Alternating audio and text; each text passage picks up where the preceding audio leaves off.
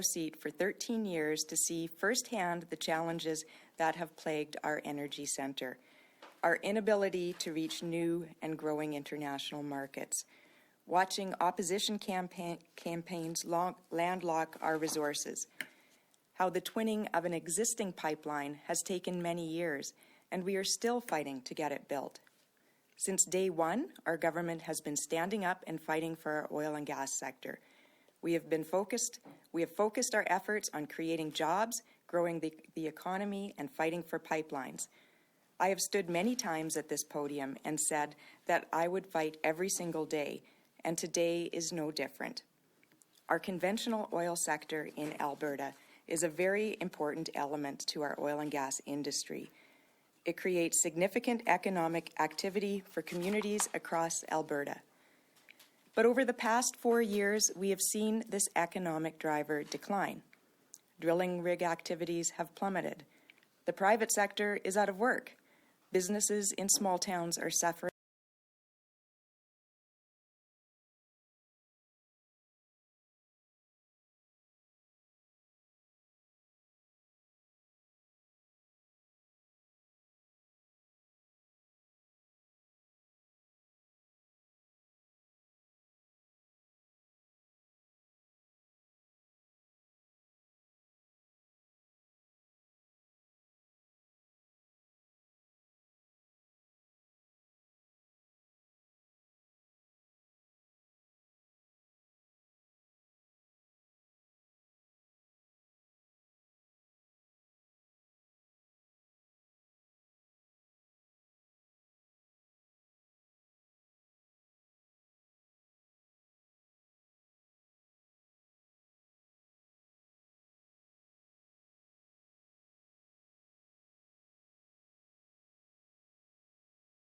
Back to work.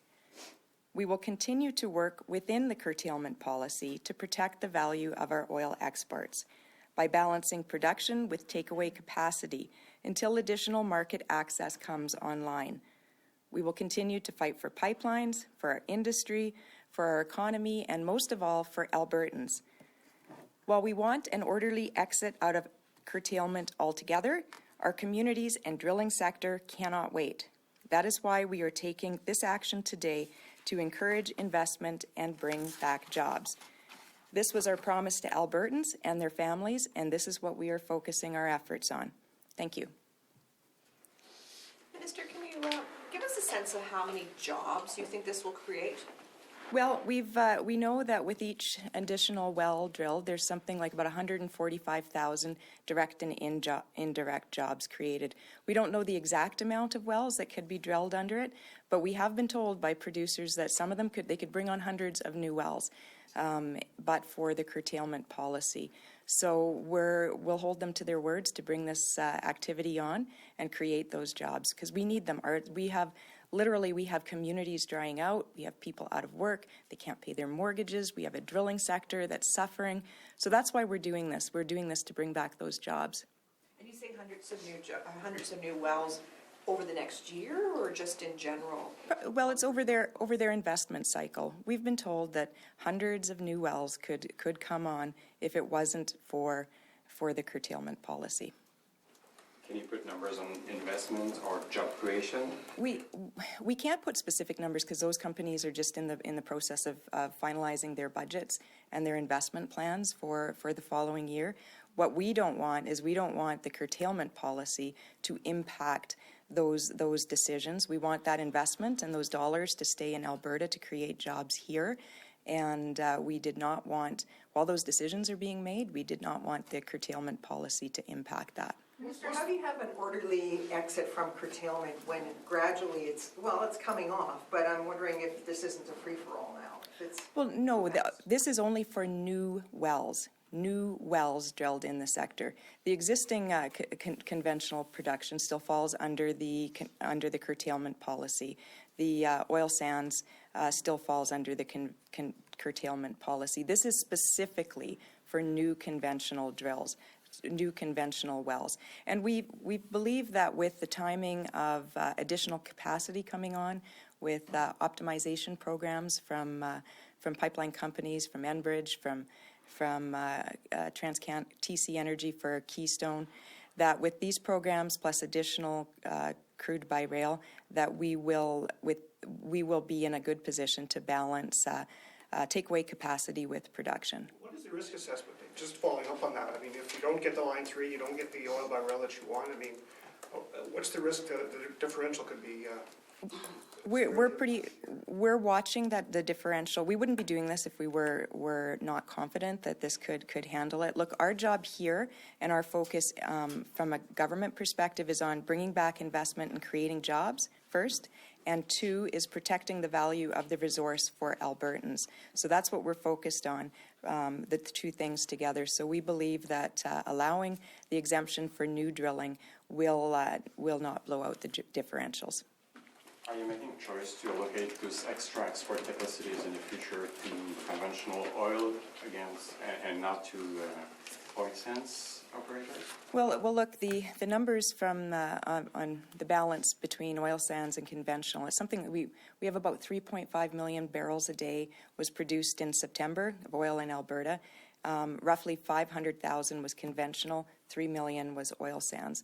So this is, and we know that with the SPAs we announced last week, special production allowances, that we have brought on some new activity in the oil sands, some announcements by some of our oil sands producers that they could bring on new production, which is very encouraging. But this applies specifically to new wells only in the conventional sector. So it's tied to oil by rail. Can you give us any update on where we're at with negotiations on those offloading those contracts? So the oil by rail, we're getting very close. It's very complex and commercially sensitive negotiations. We're anxious to get those contracts finalized, but it's at this point we're still in some complex negotiations, very competitive bids, a lot of interest in taking those contracts. So we're not there yet. I'm just going to jump to the phones here quick to see if there's any callers on the line with a question. Yeah, first question is from Emma Graney with the Colombia Mail. Emma, your line is open. G'day, Minister. Couple of quick questions for you here, and this touches on something that Dean just asked when it comes to crude by rail. Yesterday I was speaking with the NRL, and they said that this fact that your contracts are missing out the entire last section of it, so namely how they're actually going to get their oil to the Gulf Coast, who they're going to sell it to, etc. It actually makes crude by rail a way less attractive option for them. So I wanted some reaction from you to that. Is that a concern you've heard? How do you address it? Are you actually still confident you can offload these contracts if one of the biggest players is now, and I'm quoting him, less than enthusiastic by oil by rail? Well, we're very optimistic, and we know we cannot offload these contracts because there's competitive bids. I don't want to comment on their commercial sensitivity and where they would be moving production to, but I think we've got some very competitive bids in the crude by rail contracts. We're just not there yet, ready to announce it. Do you have a follow-up, Emma? I sure do, Harrison.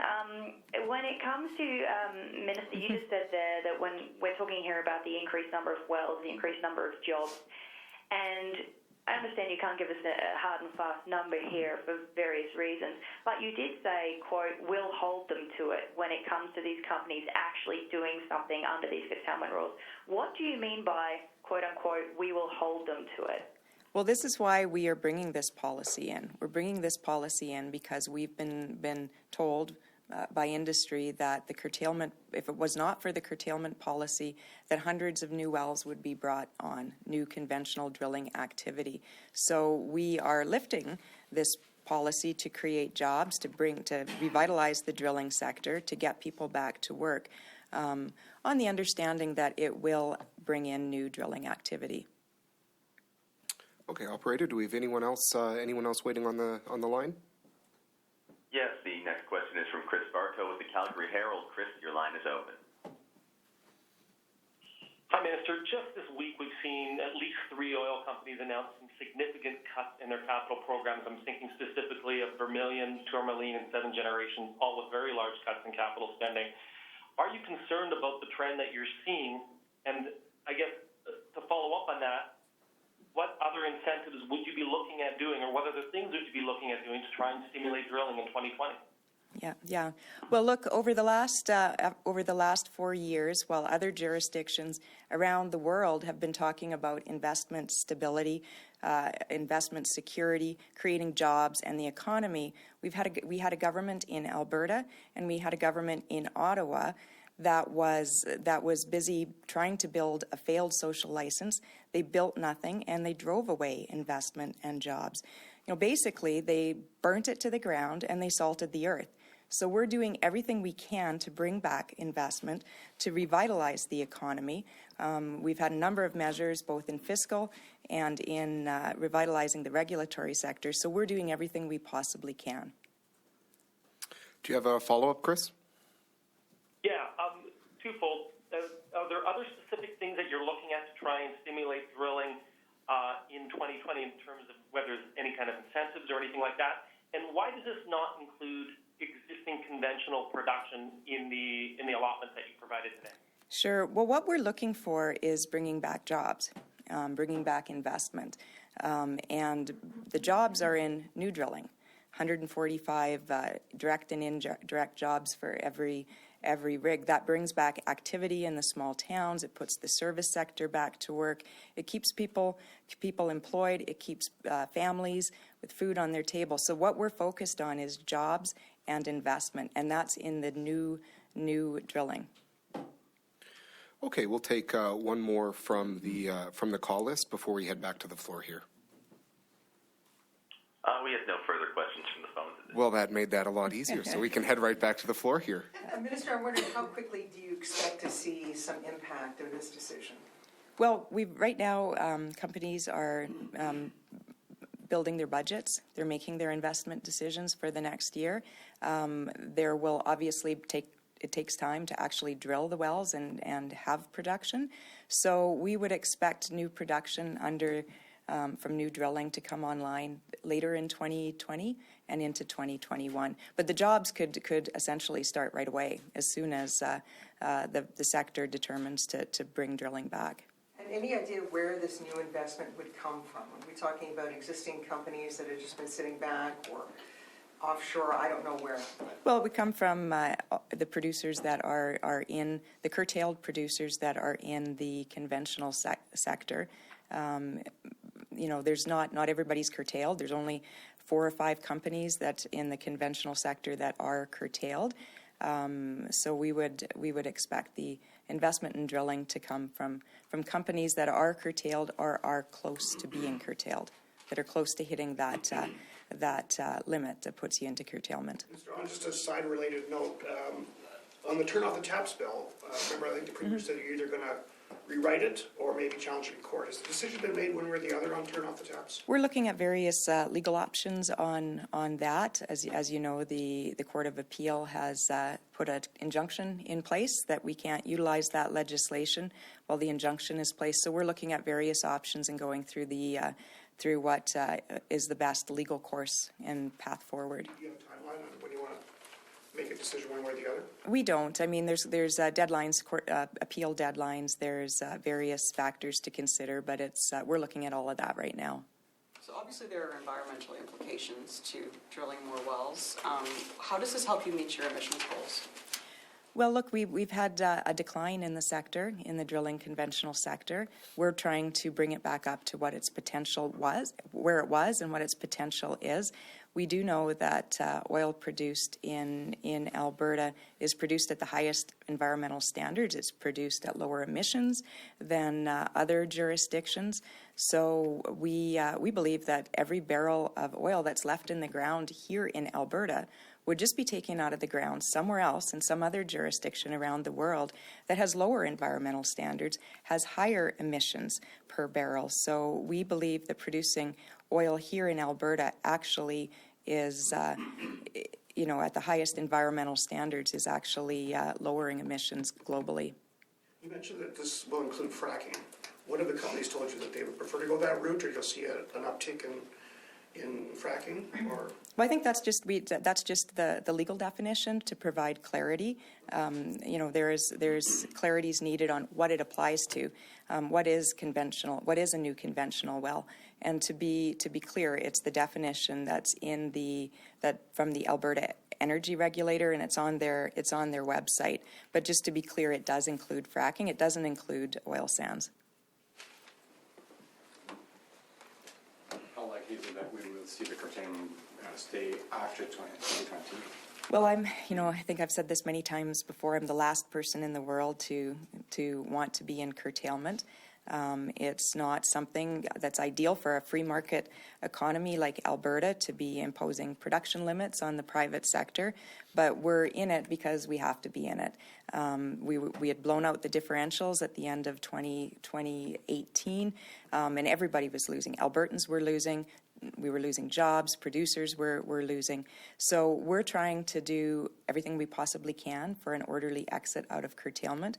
But as I said, the fundamental principles that we're proceeding on is always what is best for Albertans as owners of the resources, and what can we do to bring back jobs and investment. So we're balancing on the curtailment program. We're balancing production with takeaway capacity including crude by rail, new pipelines coming on, optimization programs from existing pipelines, and we follow that extremely closely every single month. Every single week we follow that to determine what amounts can be produced without blowing out the differentials. All right, everyone, I think we're good to wrap up today unless there's any last minute questions from the floor here. Perfect. All right, well, thank you so much for your time. Thank you.